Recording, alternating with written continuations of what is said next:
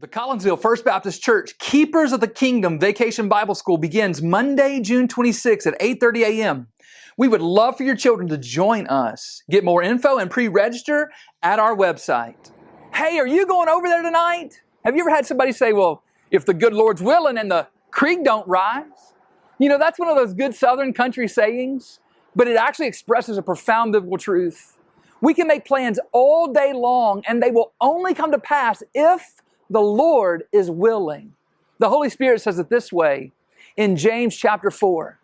Come now, you who say today or tomorrow we'll go into such and such a town and spend a year there and trade and make a profit. Yet you do not know what tomorrow will bring. What's your life?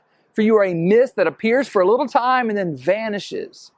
Instead, you ought to say, if the Lord wills, we'll live and do this or that. Beloved, I know this is hard for us to swallow, but we're not ultimately in control. We are subject to the plans and purposes of our sovereign God. He in His providence is overseeing the outworking of history, and He's working all things after the counsel of His will. But I want to be in control, we say. Do you really? Really? I mean, you and I are like the blind leading the blind. Our perspective and knowledge and wisdom and power so finite, so minuscule. Our life is so short, like a vapor. We're here today and gone tomorrow. We can't really control anything.